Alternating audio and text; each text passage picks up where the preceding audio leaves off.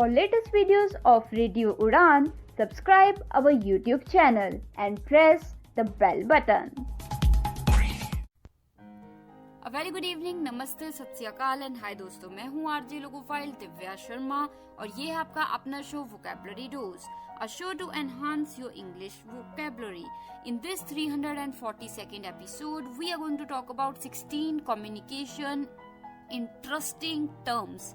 जी हाँ, कुछ एक ऐसी टर्म्स जिनके बारे में आपको जानना जरूरी है, काफी इंपॉर्टेंट है, आपको पता लग जाएगा कि कैसे कौन से वर्ड्स हम बोलते हैं और उनको क्या कहते हैं. So this is going to be very interesting. तो जल्दी से अपनी डायरी, नोटपैड या जहां भी आप नोट करते हैं वर्ड्स खोल लीजिए, because this learning session is going to begin in a short while. Stay tuned, happy learning.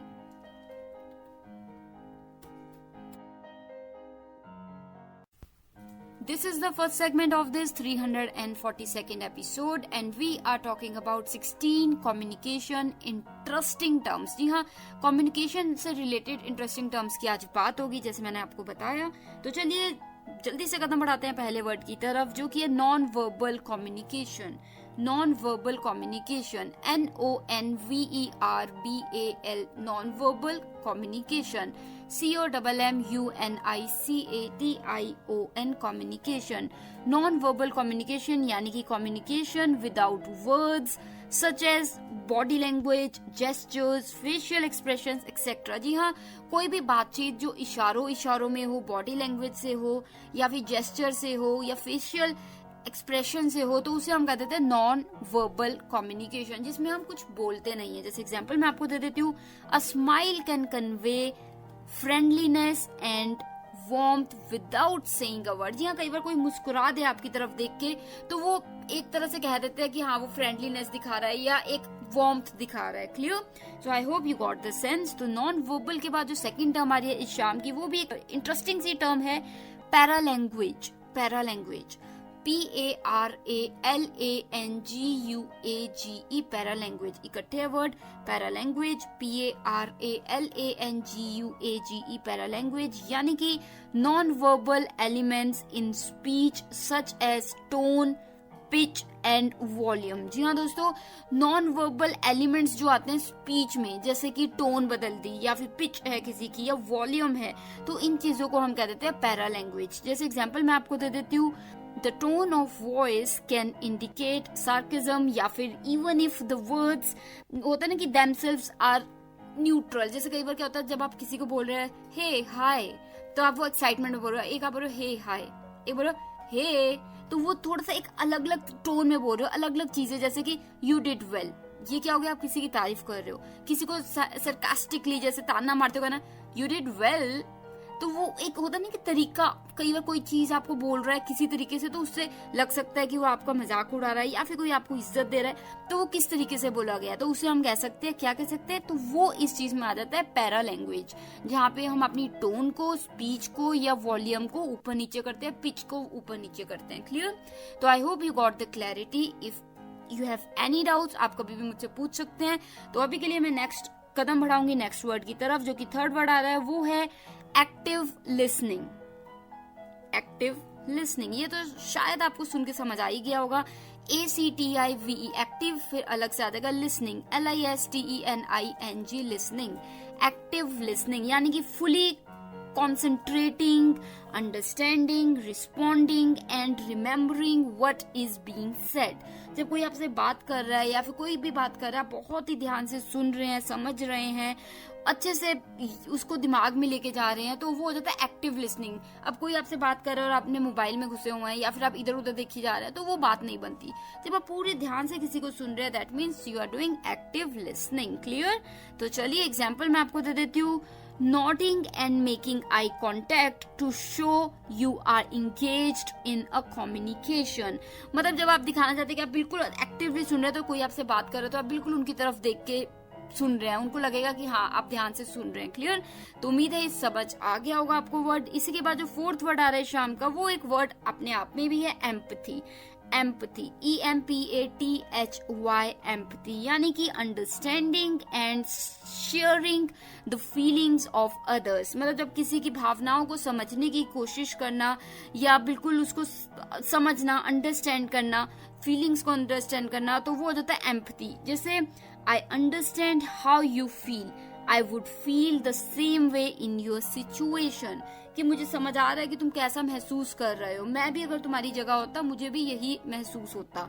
जैसे सपोज किसी की EMI है, किसी का बहुत खर्चा चल रहा है और उसे ले ऑफ कर दिया, उसकी जॉब चली गई, तो वो आपको बता रहे तो आप भी कह रहे हो मुझे पता है कि कितना दुख हो रहा होगा, तुम्हें कितना धक्का लगा होगा. I understand how you feel. I would feel the same way in your situation. Clear?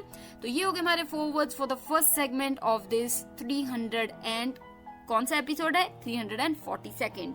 तो जल्दी से एक रिकैप ले लेती हूँ आपकी आसानी के लिए. पहला वर्ड इस शाम का था नॉन वर्बल कम्युनिकेशन.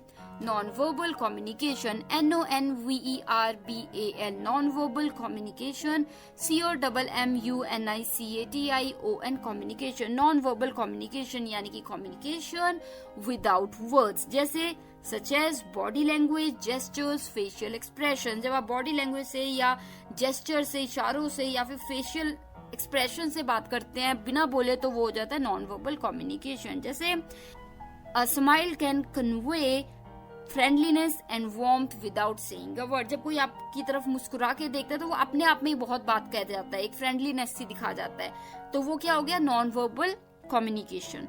इसी के बाद जो दूसरा वर्ड था शाम का वो था paralanguage. PARALANGUAGE, paralanguage. I repeat, PARALANGUAGE, paralanguage यानी कि नॉन वर्बल. जैसे एलिमेंट्स होते हैं non verbal in speech such as tone, pitch, volume.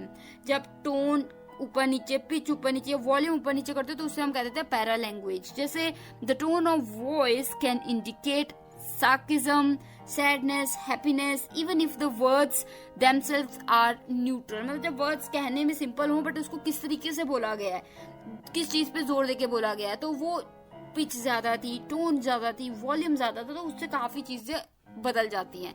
तो ये सब कहलाता है para language.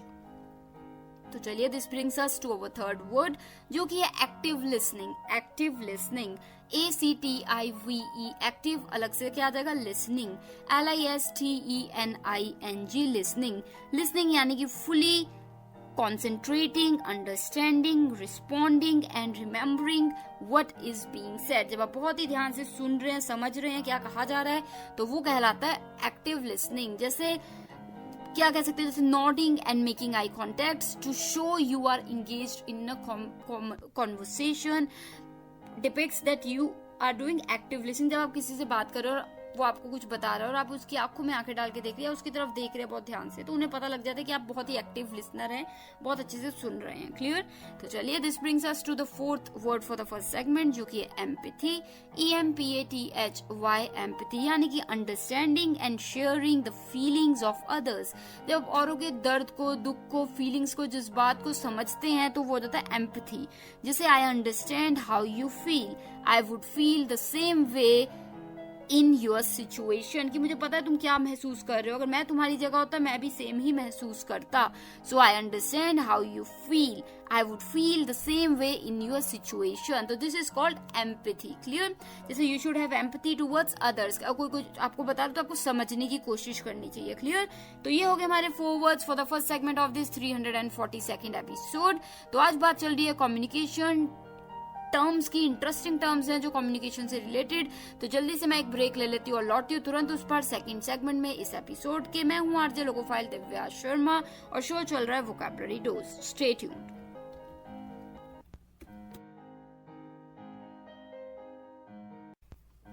This is the second segment of this 342nd episode and we are talking about interesting terms related to communication. तो चलिए कदम बढ़ाते हैं फिफ्थ टर्म की तरफ दिस सेगमेंट की.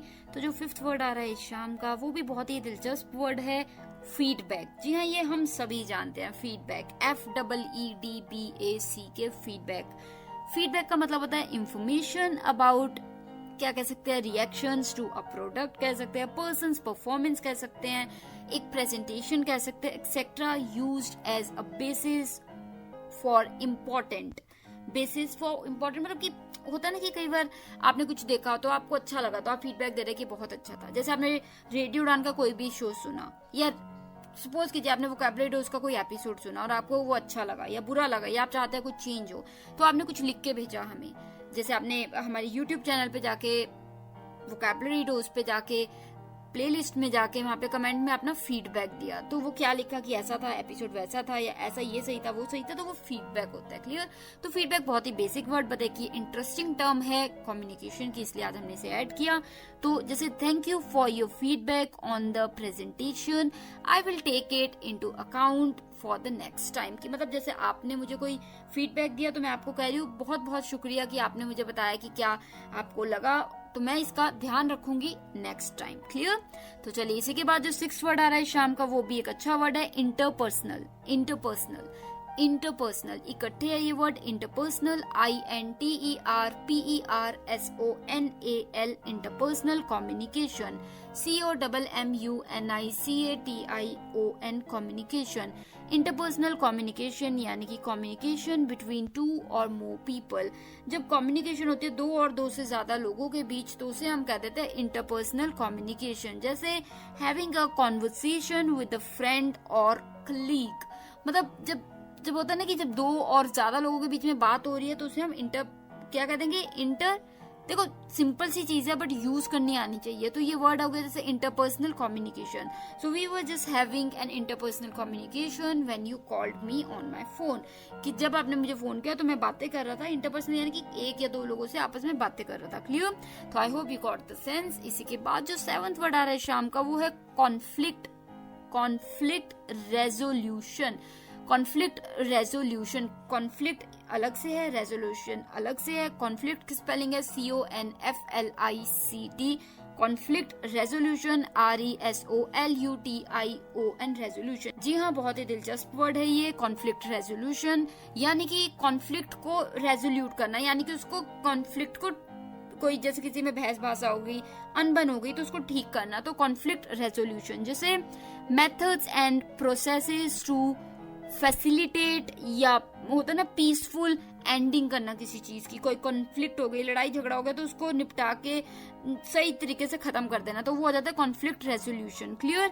जैसे एग्जांपल मैं दे देती हूँ, during the team meeting conflict resolution was achieved when the members compromised on the project deadline। जी हाँ, मतलब जब मीटिंग हो रही थी तो आपस में सबके बहस बासा हो गया, बट तब खत्म हुई ये बहस बासा जब कॉम्प्रोमाइज कर लिया कुछ मेंबर्स ने, तो तब जाके क्या हुआ, कॉन्फ्लिक्ट रेजोल्यूशन हुआ। क्लियर? तो कॉन्फ्लिक्ट रेजोल्यूशन यानी कि कॉन्फ्लिक्ट को खत्म करना, बहस बासा तो उसे खत्म करना। क्लियर? तो चलिए, I hope you got the sense. इसी के बाद जो 8th वर्ड आ रहा है शाम का, वो भी एक अच्छा दिलचस्प वर्ड है, cognitive dissonance. Cognitive dissonance, COGNITIVE, cognitive dissonance, DISSONACE dissonance, cognitive dissonance, COGNITIVE, cognitive dissonance, DISSONANCE dissonance. Cognitive dissonance यानी कि साइकोलॉजिकल डिस्कम्फर्ट या एक्सपीरियंस्ड व्हेन होल्डिंग 2 और मोर कॉन्फ्लिक्टिंग बिलीव्स, और कह सकते हो एटीट्यूड, मतलब जब कुछ 2 अलग अलग चीजें, धारणाएं आपके दिमाग में चल रही है और आपको दिमागी तौर पे टेंशन हो रही है, दर्द हो रहा है कि अरे ये करूं या वो करूं, ऐसा करूं या वैसा करूं, तो तब वो हो जाता है तो तब उस चीज को हम कह देते हैं कॉग्निटिव डिसोनेंस। जैसे एग्जांपल मैं आपको दे देती हूँ, a person smoking despite knowing it's bad for their health experiences cognitive dissonance, मतलब उसे पता है कि उसके लिए स्मोकिंग अच्छी नहीं है, पर फिर भी उसका मन कर रहा है, तो वो 2 चीजों में फंसा पड़ा है कि उसे पता भी है कि ये खराब है, उसे ये भी पता है कि उसे चाहिए, तो ये कॉग्निटिव डिसोनेंस हो गया कि when you know that something is better than something else, but you are, होता है ना कि 2 चीजों के बीच में ये करूं या वो करूं, तो वो दिमागी जो हालत होती है उसमें, तो उसे हम कह देते हैं कॉग्निटिव डिसोनेंस। क्लियर? तो आई hope you got the sense. तो ये हो गए हमारे 4 words for the second segment of this 342nd episode. आसानी के लिए आपकी जल्दी से एक रिकैप तो बिल्कुल बनता है, तो चलिए जल्दी से मैं रिकैप ले लेती हूँ। 5th वर्ड इस शाम का था फीडबैक, FEEDBACK, फीडबैक। इसका मतलब होता है कोई इन्फॉर्मेशन देना किसी प्रोजेक्ट या पर्सन की परफॉर्मेंस को लेके, या किसी भी चीज को लेके आप अपना बाद में पॉइंट रखते हैं, बताते हैं कि ये अच्छा था, बुरा था, ये हो सकता है, वो हो सकता था, या ये कमी रह गई, तो वो फीडबैक होता है। जैसे अक्सर हम भी कहते हैं आपको कि please share your feedback on our website या फेसबुक, इंस्टाग्राम, ट्विटर या यूट्यूब चैनल पे, तो हम फीडबैक मांगते हैं कि आपको कैसा लगा, अच्छा लगा, बुरा लगा, क्या चाहते हैं आप, क्या आपको ठीक नहीं लगा, क्या कमी है, तो वो सब फीडबैक में आ जाता है। क्लियर? तो चलिए इसी के बाद जो छठा यानी कि 6th वर्ड है शाम का, वो था interpersonal communication. Interpersonal communication, INTERPERSONAL, interpersonal communication, COMMNICATION, communication. तो ये होता है दोस्तों कम्युनिकेशन बिटवीन 2 और मोर पीपल, 2 और 2 से ज्यादा लोगों के बीच में जब बातचीत होती है तो उसे हम कह देते हैं इंटरपर्सनल कम्युनिकेशन. जैसे having a conversation with friend और colleague is known as interpersonal communication. Clear. तो चलो फिर आगे बढ़ते हैं 7th वर्ड की तरफ, जो कि था conflict resolution. CONFLICT, conflict resolution. RESOLUTION, resolution. Conflict resolution यानी कि methods and processes to facilitate peaceful ending of a conflict. मतलब कोई स्ट्रेटेजी ढूंढ के लाना या कोई प्रोसीजर करना या कोई मेथड या टेक्निक निकालना कि जो आपस में अनबन हो रही है, बहस भाषा हो रहा है, उसको एंड कैसे किया जाए, कॉन्फ्लिक्ट रेजोल्यूशन कैसे की जाए. जैसे सपोज कोई मीटिंग चल रही है, मीटिंग में एक मुद्दे पे बात आ नहीं रही है तो किसी ने कॉम्प्रोमाइज कर दिया कि नहीं इसको ऐसे भी कर सकते हैं या हम थोड़ा पीछे हट लेते हैं या डेडलाइन को आगे कर देते हैं. तो वो टेक्निक एक सोल्यूशन निकाला जिससे वो कॉन्फ्लिक्ट रेजोल्यूशन हो गया, यानी कि जो कॉन्फ्लिक्ट की लड़ाई झगड़ा था वो सुलझ गया. क्लियर. तो चलिए इसी के बाद जो हमारा 8th वर्ड है शाम का, वो भी एक अच्छा वर्ड था, cognitive dissonance. Cognitive dissonance, COGNITIVE, cognitive dissonance, DISSONANCE, dissonance. Cognitive dissonance यानी कि साइकोलॉजिकल डिस्कम्फर्ट, मतलब आपको दिमागी तौर पे डिस्कम्फर्ट, अनकंफर्टेबल फील कर रहे हैं. जैसे सपोज 2 चीजें, आपको उनमें से एक चीज चूज करनी, दोनों आपके दिल के करीब है और आपको समझ नहीं आ पा रहा क्या करूं क्या ना करूं, तो वो दिमागी हालत थोड़ी सी दर्द हो रही होती है ना कि अरे क्या करूं, तो वो कॉग्निटिव क्या होता है, डिसोनेंस, कॉग्निटिव डिसोनेंस. जैसे एग्जांपल मैंने आपको बिल्कुल दिया था, a person smoking despite knowing it's bad for their health, तो वो क्या कहला दिया, एक्सपीरियंसेस कॉग्निटिव डिसोनेंस, की उसको पता है कि स्मोकिंग उसके लिए अच्छी नहीं पर वो रह नहीं पा रहा उसके बिना, तो वो एक हालात हो जाता है कॉग्निटिव डिसोनेंस का. क्लियर. दिमाग को पता भी है कि मैं नहीं रह पाऊंगा, दिमाग को ये भी पता है कि वो हेल्थ के लिए ठीक नहीं है. क्लियर. तो चलिए इसी के साथ ये हो गए हमारे 4 words for the second segment of this 342nd episode. तो मैं आरजे लोकोफाइल दिव्या शर्मा तुरंत एक ब्रेक के उस पार आती हूँ. मिलते हैं और वर्ड्स के साथ और सेगमेंट्स के साथ. सुन रहे हैं वोकैबुलरी डोज रेडियो उड़ान पे. Stay tuned. Hi everyone, this is Baman Irani and you're listening to Radio Udan with Divya Sharma. Now we are in the third segment of this 342nd episode and we are talking about 16 terms, interesting terms related to communication. तो चलिए कदम बढ़ाते हैं अब हम 9th word की तरफ, जो कि है गैस लाइटिंग.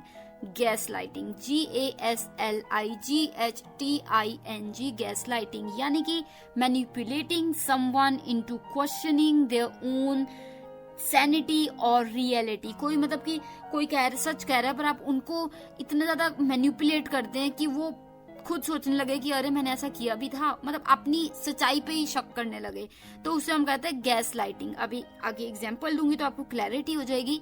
पहले फिर से एक बार स्पेलिंग बता देती हूँ गैस लाइटिंग के, GASLIGHTING, गैस लाइटिंग यानी कि manipulating someone's into questioning their own sanity और रियलिटी. जैसे I never said you must be imagining things. Come on, it's gaslighting. मतलब इसका मतलब क्या होगा, एग्जाम्पल क्या हो गया, आई never said that you must be imagining things. मतलब जैसे कोई कह रहा है कि तुमने ही कहा था कि तुम 7 बजे आओगे, तो आप उसे इतनी कन्विंसिंगली, इतनी पावरफुली वे में कहते हो अरे मैंने तो ऐसा नहीं कहा था, तुम हो सकता है तुम ख्याल में हो, अपने ख्याल, तो वो अगला बंदा भी सोचता अरे क्या पता शायद मैं सोच ही रहा हूँ, ऐसा बोला ही ना हो. तो किसी को आप मैन्युपुलेट कर दो, कन्विंस कर दो कि वो उसने जो सच है वो भी उसे झूठ लगने लगे, तो वो कहलाता है गैस लाइटिंग. जैसे You should not do gaslighting with people. It's not good. कि मतलब जैसे तुम लोगों को झूठ मतलब होता है ना, लोग सच बोल रहे हो, तुम उनको कहते हो नहीं नहीं ऐसे नहीं थे, तुम शायद सोच रहे होगे ऐसा हुआ होगा वैसे, तो उनको कन्विंस कर देते हो, तो वो गैस लाइटिंग होता है. यानी कि एग्जाम्पल मैंने आपको दिया था, I never said that you must be imagining things, कि तुम सोच रहे होगे, दिमाग में सोच रहे होगे, ऐसा तो मैंने कभी कहा ही नहीं, तो this is called gaslighting. Clear. If you have any doubts regarding gaslighting और any other word of any episode जरूर पूछिए, I will be more than happy to help. अभी के लिए 10th वर्ड जो शाम का आ रहा है वो है synchronous. Synchronous communication. Synchronous communication, SYNCHRONOUS, synchronous, 11 alphabets का ये word synchronous communication, COMMUNICATION communication. Synchronous communication यानी कि real time communication where participants interact simultaneously, मतलब एकदम से एक साथ जब पार्टिसिपेंट्स आपस में बातचीत करते हैं, इंटरेक्ट करते हैं, तो उसे हम कहते हैं सिंक्रोनस कम्युनिकेशन। जैसे आप सभी यूज करते हैं फोन कॉल्स या वीडियो कॉल्स या फेस टाइम या फेस टू फेस कॉन्वर्सेशन करते हैं या जूम भी यूज करते हैं, तो एक साथ कम्युनिकेशन एकदम से करते हैं, तो इंटरेक्ट करते हैं, तो वो हो जाता है, वो कहलाता है, क्या कहलाता है? Synchronous communication. Clear? Synchronous communication यानी कि फोन कॉल्स और फेस टू फेस कॉन्वर्सेशन। जैसे I would love to do synchronous communication with you, I would love to do synchronous communication with you, यानी कि फेस टू फेस या एकदम से। Clear? इसी के बाद जो 11th वर्ड आ रहा है वो भी मिलता जुलता वर्ड है, असिंक्रोनस। असिंक्रोनस, जी हाँ, असिंक्रोनस पहला था सिंक्रोनस, अब है असिंक्रोनस कम्युनिकेशन, ASYNCHRONOUS, असिंक्रोनस। बस इसमें एक अल्फाबेट भर गया जो कि ए है, तो ये 12 अल्फाबेट्स का वर्ड है, असिंक्रोनस, फिर communication, COMMUNICATION communication. Asynchronous communication यानी कि communication that does not require immediate response like email और text messages, मतलब कोई ऐसी कम्युनिकेशन जिसमें एकदम से रिस्पॉन्स की जरूरत नहीं है। जैसे आप किसी को मेल कर रहे हैं तो वो एक दिन बात कर रहे हैं, एक हफ्ते बात कर रहे हैं, कुछ दिन बात कर रहे हैं, कुछ घंटों बात कर रहे हैं, तो वो हो गया असिंक्रोनस। सिंक्रोनस में क्या है कि साथ के साथ बात हो रही है, वीडियो चैट, कॉल, ठीक है। तो चलिए, I hope you got the sense. Example भी दे देती हूँ। Sending an email and receiving a response hours late is known as asynchronous communication, कि आप मेल कर रहे हो और आपको रिस्पॉन्स कुछ घंटों बाद आ रहा है, एकदम से नहीं आ रहा है, तो वो है asynchronous। Clear? I hope you got the sense. इसी के बाद जो 12th वर्ड आ रहा है शाम का, वो भी इंटरेस्टिंग वर्ड है, transactional analysis, TRANSACTIONAL, transactional analysis, ANALYSIS analysis. Transactional analysis यानी कि analysing interactions between individuals to determine the ego states present and improve communication, मतलब कि इसमें होता है कि एनालाइज करना कि लोग आपस में कैसे बात कर रहे हैं, कैसे इंटरेक्ट कर रहे हैं, और उसके बाद देखना कि उनका ईगो किस लेवल पे है कम्युनिकेशन करते हुए, तो वो हो जाता है ट्रांजैक्शनल एनालिसिस। जैसे एग्जांपल अगर मैं आपको दूं, रिकग्नाइजिंग व्हेन अ कॉन्वर्सेशन होता है ना कि बिकम्स प्रेजेंट टू, कह सकते हो, child rather than adult to adult, मतलब कि होता है ना कि becomes parent to child rather than adult to adult. तो ट्रांजैक्शनल एनालिसिस का सिंपल सा मतलब है analysing interactions between individuals to determine the ego states, parents and, होता है ना कि प्रेजेंट एंड इम्प्रूव कम्युनिकेशन, मतलब क्या आप जैसे छोटे था, आप पेरेंट्स से कम्युनिकेट कर रहे हो, फिर आप अपने कलीग से कम्युनिकेट कर रहे हो, अपने फ्रेंड से कम्युनिकेट कर रहे हो, तो अलग लेवल है हर चीज के, तो वो ट्रांजैक्शनल एनालिसिस हो जाता है। जैसे recognising when a conversation becomes parent to child rather than adult to adult, मतलब जैसे होता है ना, एक कॉन्वर्सेशन हो रही है पेरेंट टू चाइल्ड, बच्चे और पेरेंट के बीच में, एक हो रही है दो एडल्ट्स के बीच में, तो वो अलग एक उसका तरीका अलग हो जाता है, तो वो एनालिसिस हो जाता है। तो उस चीज को हम क्या कह देते हैं, उसे हम कह देते हैं ट्रांजैक्शनल एनालिसिस। क्लियर? कोई डाउट है इस वर्ड को लेके तो आप पूछ सकते हैं, थोड़ा सा ट्रिकी है बट आई एम श्योर आपको समझ आ गया होगा। जल्दी से एक रिकैप ले लेती हूँ आपकी आसानी के लिए। 9th वर्ड इस शाम का था gas lighting, GASLIGHTING, gas lighting, यानी कि manipulating someone into questioning their own sanity और रियलिटी। किसी को मैनिपुलेट इस तरीके से कर देना, गुमराह इस तरीके से कर देना कि वो अपनी ही सच्चाई को क्वेश्चन करने लगे कि ऐसा है भी क्या, मैं झूठ तो नहीं हूँ, तो वो हो जाता है गैस लाइटिंग। जैसे एग्जाम्पल मैंने दिया था, I never said that, you must be imagining things, तो this is called gaslighting. जैसे तुमने किसी को कहा था कि शाम को 7 बजे हम कैफे में मिलेंगे और रात के 10 बज गए, तो अब आप उनसे मिल रहे हो और वो आपको कह रहे हैं आपने तो कहा था 7 बजे मिलेंगे, तो आप उन्हें कह रहे हो कि नहीं मैंने तो कहा ही नहीं, तुम शायद सोच रहे हो, बस ऐसा तो कभी हुआ ही नहीं। तो उस तरीके को किसी को कन्विंस कर देना, गुमराह कर देना, तो वो हो जाता है गैस लाइटिंग। क्लियर? इसी के बाद जो 10th वर्ड है शाम का, वो था synchronous, SYNCHRONOUS, synchronous communication. Synchronous communication यानी कि real time communication where participants interact simultaneous, जब एक साथ एकदम से बातचीत हो रही है तो वो हो जाता है synchronous communication. Example, phone calls और फेस टू फेस कॉल्स और Zoom calls are synchronous communication. Clear, एक साथ एकदम से। इसी के साथ जो मिलता 11th वर्ड है वो थोड़ा सा उल्ट है, असिंक्रोनस है। वो पहला था सिंक्रोनस, ये है asynchronous, ASYNCHRONOUS, asynchronous. I repeat, ASYNCHRONOUS, asynchronous, यानी कि communication that doesn't require immediate response like emails or text messaging etc. कोई ऐसी communication जिसमें एकदम से आपको response नहीं चाहिए, कुछ समय बाद भी आ सकता है, कुछ दिनों बाद और घंटों बाद भी आ सकता है, तो वो हो जाता है asynchronous communication। जैसे एग्जाम्पल मैं आपको दे देती हूँ, sending an email and receiving the response hours later is called asynchronous communication. जैसे आपने कोई मेल किया और आपको रिप्लाई आ रहा है कुछ घंटों के बाद, तो वो कहलाएगा असिंक्रोनस कम्युनिकेशन। क्लियर। इसी के बाद जो ट्रिकी यानी कि 12th वर्ड था ट्रिकी, वो था transactional analysis. Transactional analysis, TRANSACTIONAL, transactional analysis, ANALYSIS, analysis, यानी कि analysing interactions between individuals to determine the ego state present and improve communication. की मतलब कि किसका क्या ईगो लेवल है बात करते वक्त, और उसके बेसिस पे उसे इम्प्रूव करना आगे, तो वो हो जाता है ट्रांजैक्शनल एनालिसिस। जैसे recognising when a conversation becomes present to parent to child rather than adult to adult. जब पेरेंट और एक बच्चे की कम्युनिकेशन होती है तो वो अलग तरीके की होती है, वही बात अगर कोई दो एडल्ट करते हैं तो वो कोई अलग तरीके की होती है, तो उन्हें एनालाइज करना, ठीक है, तो वो हो जाता है, क्या हो जाएगा, ट्रांजैक्शनल एनालिसिस। थोड़ा सा ट्रिकी है, बट कोई डाउट है तो आप पूछ सकते हैं हमारी वेबसाइट पे जाके, या मुझे मेल कर सकते हैं divyapens31@gmail.com, या फिर आप हमें बिल्कुल यूट्यूब चैनल रेडियो उड़ान पे जाके वोकैबुलरी रोज के प्ले लिस्ट में जाके किसी भी एपिसोड के कमेंट एरिया में भी अपना फीडबैक या क्वेश्चन डाउट लिखें, and I'll make sure to make it clear to you। अभी के लिए एक ब्रेक ले लेती हूँ, लौटती हूँ तुरंत उस पर ब्रेक के 4 और वर्ड्स के साथ। सुन रहे हैं वोकैबुलरी रोज with logophile Divya Sharma. We are in the 4th segment of this 342nd episode and we are talking about 16 interesting terms related to communication। तो जल्दी से कदम बढ़ाते हैं 13th वर्ड की तरफ, जो कि आ रहा है jargon।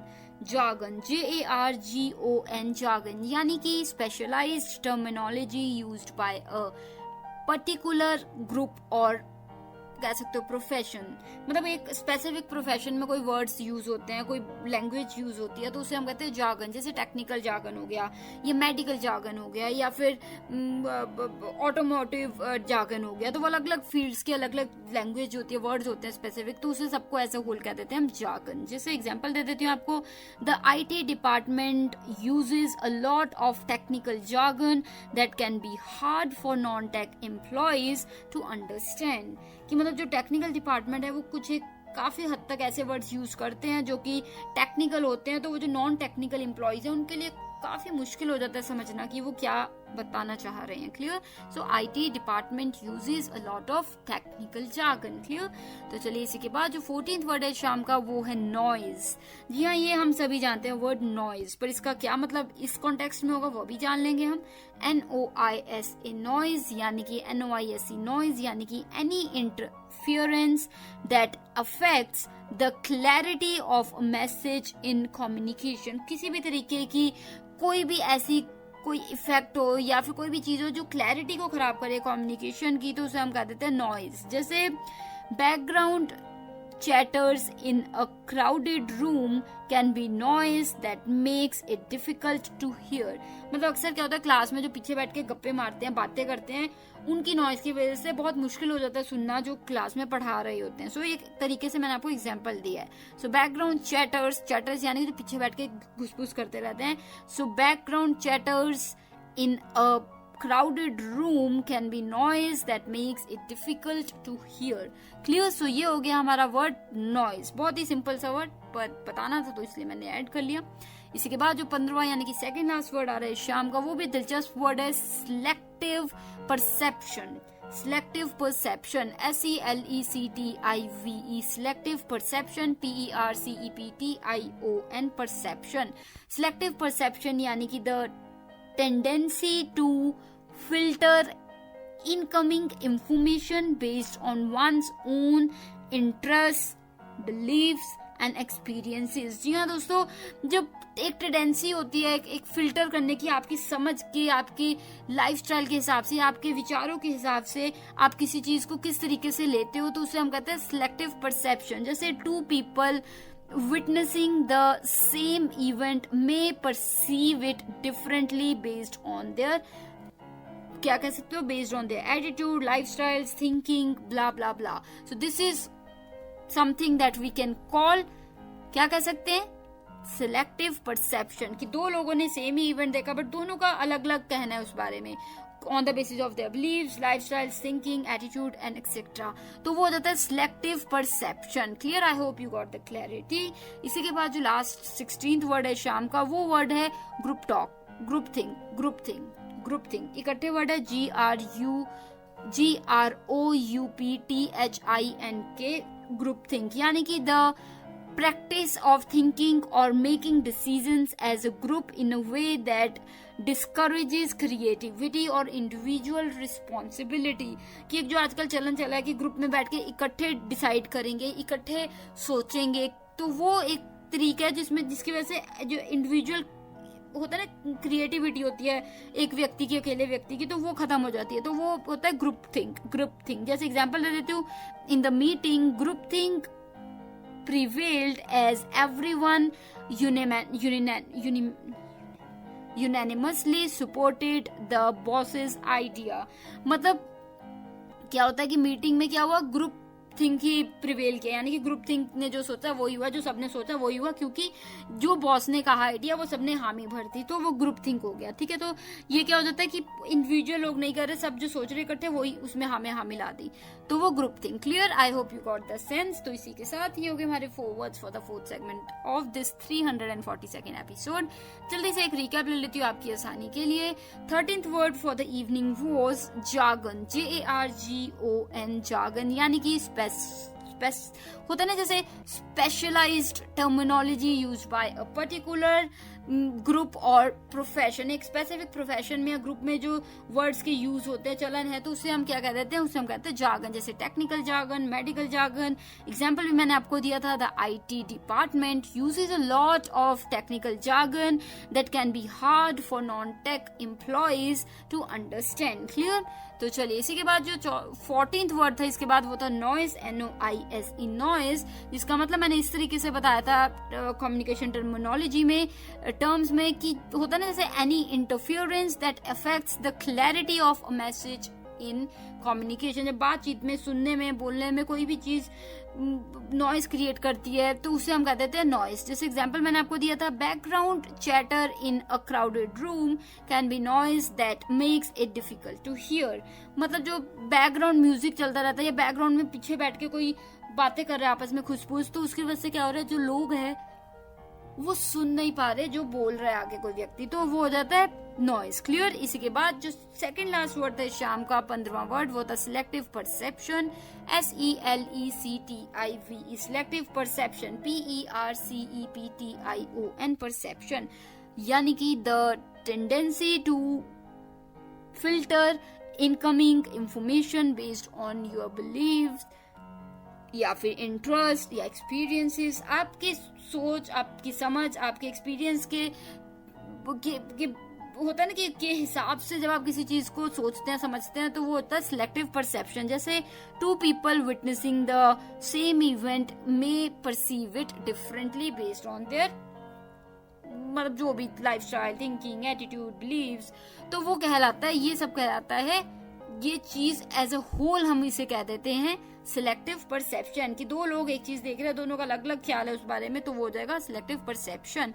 इसी के बाद जो 16वां यानी कि 16th वर्ड था इस शाम का लास्ट वर्ड, वो था group think, GROUPTHINK, group think, GROUPTHINK, group think. यानी कि the practice of thinking or making decisions as a group in a way that discourages, क्या कह सकते हो, क्रिएटिविटी और इंडिविजुअल रिस्पॉन्सिबिलिटी। मतलब ग्रुप थिंकिंग सारे इकट्ठे बैठ के डिसाइड करेंगे, सब इकट्ठे क्रिएटिव सोचेंगे, तो उससे क्या होता है, अकेले व्यक्ति की जो क्रिएटिविटी होती है वो खत्म हो जाती है। जैसे एग्जांपल मैंने आपको दी थी, in the meeting groupthink prevailed या wins as everyone unanimously supported the boss. मतलब मीटिंग में जो ग्रुप थिंक है वो जीती क्योंकि हर किसी ने हामी मिला दी बॉस के डिसीजन में। क्लियर? किसी ने अपने अकेले व्यक्ति ने अपने आइडिया या थॉट नहीं रखा, तो वो हो गया ग्रुप थिंक। क्लियर? तो इसी के साथ ये हो गए हमारे 4 words for the 4th segment of this 342nd episode. तो मैं आरजे लोकोफाइल दिव्या शर्मा एक ब्रेक ले लेती हूँ, लौटती हूँ तुरंत उस पर लास्ट सेगमेंट में। Stay tuned.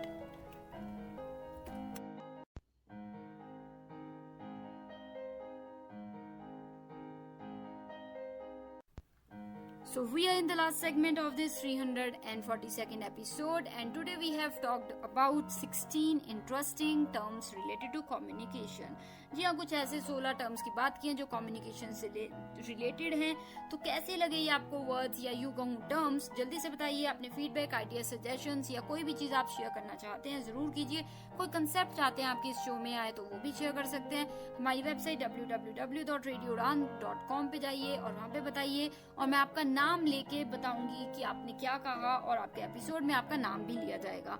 तो आप जरूर जाइए। आप मुझे ईमेल भी कर सकते हैं divyapens31@gmail.com पे, divyapens31@gmail.com, या बेस्ट रहेगा आप यूट्यूब चैनल रेडियो उड़ान का जो है वहाँ पे जाइए, सब्सक्राइब कीजिए, और वहाँ प्लेलिस्ट वोकैबुलरी डोज शो की है, वहाँ जाके वोकैबुलरी डोज के किसी भी शो के कमेंट एरिया में आप अपना जो भी फीडबैक, आइडिया, सजेशन है डालिए, and I will make sure to make it clear to you there, and also share your thoughts in this episode in the show.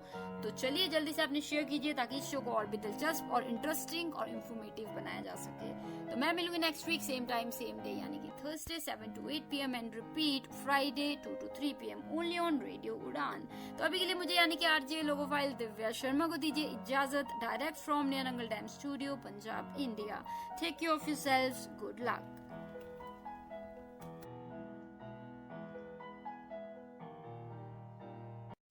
Radio.